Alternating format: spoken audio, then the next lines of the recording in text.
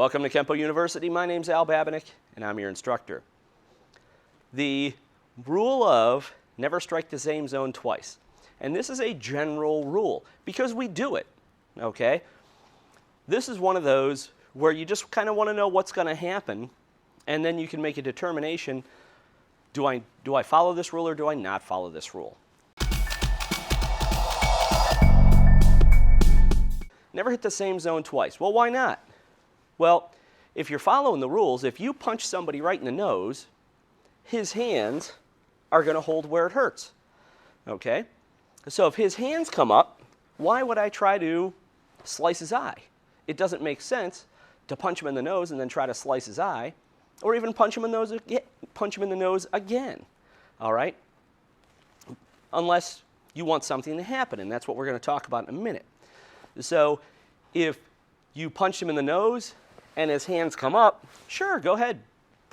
If you punch him in the face again, you're just going to break his fingers. Fine, go ahead, do it, okay? But he's covered what hurts.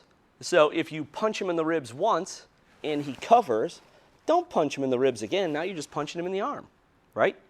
So that's one reason. The other reason is that if you hit somebody in the same zone twice, you will have a tendency, okay, so not all the time, but you'll have a tendency to move the guy, all right? Now, the technique I want to use as an example for this is darting mace, because darting mace, we do this, all right? We actually hit the same zone twice. So from here, darting mace, I got my hand out, guys grab it, it's a double grab on the hand.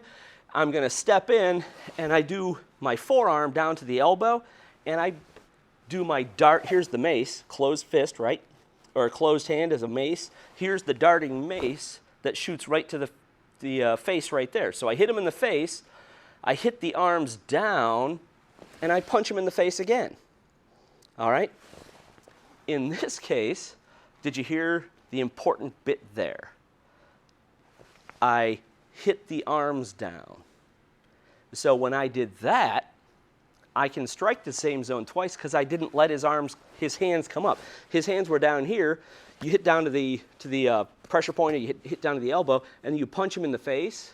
His hands are coming up, but when you check them down, his hands are trying to come up. You check them down, it just pulls his face right into the next punch, okay?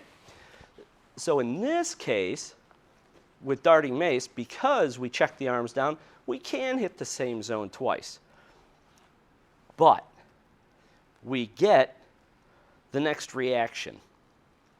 And a lot of times, if you hit somebody in the same zone twice, you will have a tendency again to move them away from you, or at least change your range. So you'll go from elbow range to punch range to kick range, whatever, okay?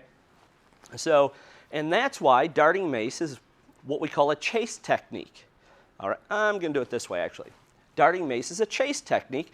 You got to go get the guy, okay, or gal, whoever we're fighting. It doesn't make a difference. So darting mace, guys, double grab on my wrist. Got that. Okay, great. So I come around. I get my brace. Remember, anchor your elbows, and you're hitting that down. Punch to the face. Pull those arms down. When I punch to the face again, if you just hit the guy in the face twice, and you pulled him in and then hit him back, he is going to be moving away from me that way. So when I do my punch, he's going that way. So I can't just go, oh, I'll chop him. He's not there anymore. He's moving backwards. And that's why from the second punch, you have to get in and do the sword hand to the throat and then the palm to the face, or underneath the chin, however you want to hit the guy, break his nose, whatever you want to do. All right? The best target that's going to come up on you. So when we're doing this, I was going to talk about something else, but I'm not going to talk about it. Okay, I will. You talked me into it. I don't know how you guys do this. What you want to remember, when you're doing a sword hand, especially a thrusting sword hand, but sword hands nonetheless, to the throat, you have two separate body reactions that you're going to get. If you do a sword hand to the lower throat, the head comes down. They're still going to step back and crunch a little bit, but the sword hand to the lower throat gets their face coming down. All right?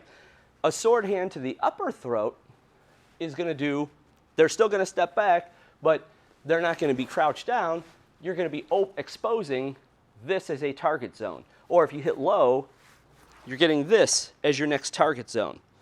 So think about what you want to hit next and how you want to use your hits. So when we're doing Darting Mace, if I just punched him in the face, if I hit to the upper throat as I cat in, if I hit to the upper throat, his head's going to be back, so my palm is going to go underneath the chin, and I can shove him all the way back. He's going to go flying back again because we've kept hitting the same zone over and over. But this technique shows us how to do it, or how we can do it, or what the effects are going to be if we do it. All right? If I was doing Darting Mace, if I did my punch to the face and then I hit to the lower throat as I'm in here, well, now when I step forward, now his head's going to be down.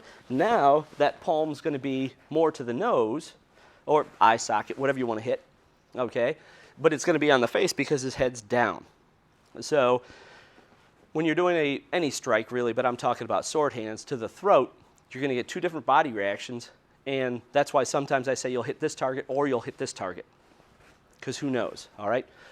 But when you're hitting the same zone twice, you have to make sure that he's not going to cover that zone, and if you do, you'll have a tendency to move them if you're hitting them hard.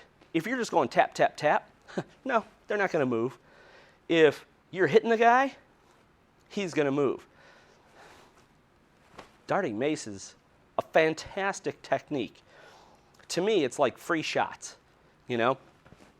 Think about this. The guy's got you. Both his hands are down here. You look at him. Actually, don't do this. Don't look down and look back up, but you're kind of like, seriously? That's what you're doing to me? Both his hands are there. This is like just free shots, man. This is just bang. Now you see why you got to go get him, okay? So when you do this, you're like, really? This is what you're going to do to me? You're going to double grab this wrist? Okay. Face shot, check. Whoa. Knock his head off and send him going flying that way. Hopefully, you can catch him with the sword in the palm. Okay? Otherwise, remember, if he's out of a hand range, you got to go to kicking stuff. All right? Fantastic technique, though. You know, you can only hope that people grab you that way instead of, you know, grabbing your hair or something where they could rip your hair out. So, Darting Mace, awesome technique. Excellent example of hitting the same zone twice, making it work, and showing the result of it. So, but there you go. Never hit the same zone twice unless you want the guy to move away from you, all right, and you're checking out his hands. So a little bunch of caveats on that one, but there you go. Thank you for watching this video production from Kenpo University.